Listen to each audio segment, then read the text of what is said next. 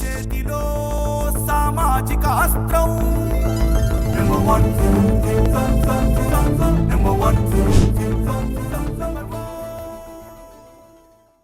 దీనిలో భాగంగా మొదటి కాల్ మనకు జాను గారు సత్యసాయి జిల్లా నుంచి మాట్లాడటానికి సిద్ధంగా ఉన్నారు. జాను గారు హలో చెప్పండి. నమస్తే సార్. నమస్తే సార్, చెప్పండి. నేను ఎస్ మహబూబ్ జానీ స్టాఫ్ నుంచి మాట్లాడుతున్నాను. ఓకే, చెప్పండి. ప్రెజెంట్ వర్కింగ్ సిఎస్సి పెనుగొండ అండి. ఓకే. 2011 లో డిఎస్సి ద్వారా క్వాలిఫై అయ్యి జాయిన్ అయినామండి మేము కాంట్రాక్ట్ లో. ఓకే. 2011 నుండి కాంట్రాక్ట్ లోనే చేస్తున్నామండి. అప్పుడు చూస్తే ఎన్హెచ్ఎం అని చెప్పేసి సాలరీస్ తక్కువ ఇచ్చారు. సరే అనేసి ఇప్పుడు రీసెంట్ గా 2023 లో షిఫ్ట్ అయినాము ఏపీ కిందకి. ఓకే. మాకు అసలు రెగ్యులర్ పోస్ట్లే వదలడం లేదండి, మమ్మల్ని కూడా రెగ్యులర్ చేయడం లేదు. ఆ పైన మరి ఏఎన్ఎంస్ ని తీసుకోబెట్టి స్టాఫ్ నర్స్ పోస్ట్ ఇస్తాము అని అంటున్నారు. ఇది ఎక్కడనేమో చెప్పండి. అదే మేడం, ఖచ్చితంగా మీ తరపున మీ పక్షాన నిలబడాలి, మీకు న్యాయం జరిగే విధంగా మేము కూడా మా ఛానల్ తరపున ఒక స్టాండ్ తీసుకున్నాం. దానికి సంబంధించి ఎన్నో సమస్యలపై దశాబ్ద కాలం పాటు మేము చేసినటువంటి పోరాటం మీ అందరికీ తెలిసినటువంటి విషయమే. ఇలాంటి సందర్భంలో మీ నుంచి వస్తున్నటువంటి ఫీడ్బ్యాక్ ఏదైతే ఉందో దాన్ని బట్టి మా చైర్మన్ గారు మంచాల సాయి సుధాకర్ నాయుడు గారు ఈ ఇష్యూని టేకప్ చేయమన్నారు.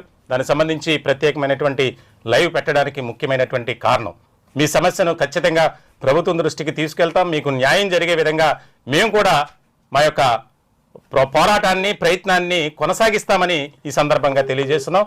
థ్యాంక్ యూ మేడం, మీరు కాల్ చేసిన. గవర్నమెంట్ కి మేము ఉన్నామనే సంగతి అయినా తెలుసో తెలియదో అర్థం కావడం లేదండి. అవును మేడం, మీరు చేస్తున్నటువంటి కాంట్రాక్ట్ బేసిస్ మీద ఉన్నారు అనే విషయమైనా తెలుసో తెలియదు. ఎందుకంటే మేము మా స్టాఫ్ నర్సెస్ బయటికి రావడం లేదు. అందరికీ రెగ్యులర్ చేస్తున్నారు, ఈవెన్ ఎంపీహెచ్డబ్ల్యూ వాళ్ళకు కూడా రెగ్యులర్ చేశారు. బట్ మమ్మల్ని అయితే కాంట్రాక్ట్ లోనే అణచివేస్తున్నారు. ఇప్పుడు ఏఎన్ఎంస్ ని వాళ్ళే ట్రైనింగ్ ఇచ్చి మరి రెగ్యులర్ గా తీసుకుంటాం అనేది ఎంతవరకు న్యాయమో గవర్నమెంట్ దృష్టికి తీసుకెళ్లాలని నా తప్పకుండా మేడం, మీ యొక్క ఆలోచనని, మీ యొక్క అభ్యర్థనని, మీ యొక్క ప్రతిపాదనని ఖచ్చితంగా తీసుకెళ్లడం జరుగుతుంది మా ఛానల్ ద్వారా. థ్యాంక్ యూ, మీరు కాల్ చేసినందుకు ప్రత్యేకమైనటువంటి ధన్యవాదాలు. మరో కాలర్ సౌమ్య రేఖ గారు విజయవాడ నుంచి ఫోన్ లైన్ లో సిద్ధంగా ఉన్నారు. మేడం నమస్తే. మేడం నమస్తే సార్. నమస్తే, చెప్పండి. ముందుగా నెంబర్ 1 ఛానల్ కి మా కాంట్రాక్ట్ స్టాఫ్ నర్సెస్ అందరి తరపున కూడా కృతజ్ఞతలు తెలుపుకుంటున్నాం సార్. Thank you madam. ముందుగా ఫస్ట్ ఒకటి చెప్తాం సార్, మేము ఎక్కడా కూడా ప్రభుత్వానికి వ్యతిరేకించి కాదు సార్. మా యొక్క బాధలు ఆవేదనలు పై దృష్టికి తీసుకువెళ్ళడానికి మాత్రమే ఈ చిరు ప్రయత్నం చేస్తున్నాం సార్ మేము. Okay madam. ముందుగా అసలు ఫస్ట్ దశాబ్ద కాలంగా సార్, అంటే 15 సంవత్సరాలుగా రెగ్యులర్ నోటిఫికేషన్ లేదు అని ఏదైనా ఉంది అంటే అది ఒక నర్సింగ్ వ్యవస్థలోనే మాత్రమే సార్. అలాగే కోవిడ్ ఫ్రంట్ లైన్ వారియర్ గా పేషెంట్ కి అతి దగ్గరగా పనిచేసింది కేవలం ఒక స్టాఫ్ నర్స్ మాత్రమే సార్. ఇంతేకాదు విజయవాడ జీజీహెచ్ ఉందనుకోండి సార్, అది ఒక మహాసముద్రం చెప్పాలంటే. అతి భయంకరమైన కేసులు సార్, అంటే భయంకరమైనటువంటి యాక్సిడెంటల్ ఇంజురీస్ తో కేసులు వస్తాయి సార్. హెచ్ఐవి, హెచ్బిఎస్ఏజి, అలాగే టీబీ వార్డ్స్ లో, ఎక్స్రే, సిటీ స్కాన్లు, మంచి రేడియేషన్ వార్డ్ లో, క్యాన్సర్ వార్డ్స్ లో ఇలా పనిచేస్తూ ఉంటారు సార్.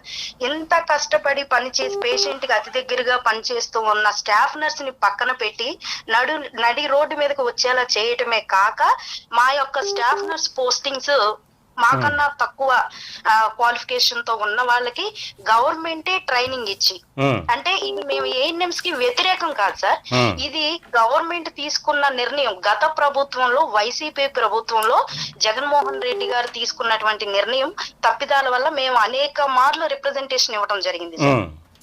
యాక్చువల్ గా గవర్నమెంట్ తప్పు కాదు సార్, ఇది మేము అధికారులనే ప్రశ్నిస్తున్నాం సార్. అధికారులు ఇప్పుడు మాకన్నా ఏఎన్ఎంస్ అంటే 10th క్వాలిఫైడ్ సార్. ఏఎన్ఎం కి స్టాఫ్ నర్స్ కి మధ్య తేడా ఏంటంటే ఏఎన్ఎంస్ అనేవి 10th క్లాస్ క్వాలిఫైడ్ మీద చదువుతారు సార్ 2 years. అది ఆక్సిలరీ నర్సింగ్ మిడ్వైఫరీ అవుతుంది సార్. పైగా 10th లో తెలుగు మీడియం, ఏఎన్ఎం అనేది తెలుగు మీడియం లోనే సార్. ఇక్కడ జిఎన్ఎం అంటే ఏంటంటే 3.5 years course sir. BSc nursing 4 years sir. మళ్ళీ ఎంఎస్సి నర్సింగ్ చదువుకుని వస్తారు సార్. బయట ప్రైవేట్ లో చాలా మంది స్టాఫ్ నర్సులు పనిచేస్తున్నారు సార్ ప్రైవేట్ లో.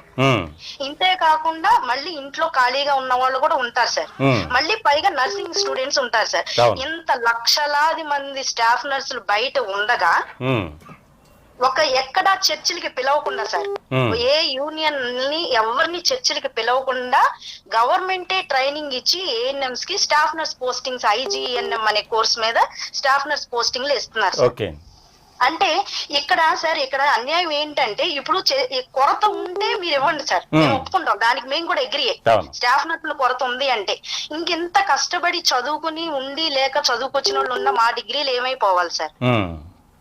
ఇప్పుడు ఏఎన్ఎంస్ కి ఇవ్వటంలో వాళ్ళకి ఇస్తే మాకు 15 సంవత్సరాలుగా కాంట్రాక్ట్ పద్ధతిలో పనిచేస్తున్న మమ్మును మరి మీ ఎలా సార్ మా పోస్ట్ లకు వాళ్ళు వచ్చి కూర్చుంటే మేము 15 సంవత్సరాలుగా సర్వీస్ చేసి కోవిడ్ వారియర్ గా పనిచేసి మేము ఇలా ఉంటే మా పోస్టులకి వాళ్ళు వస్తే మా విలువ ఏంటి సార్, మేము ప్రశ్నించేది అదే సార్.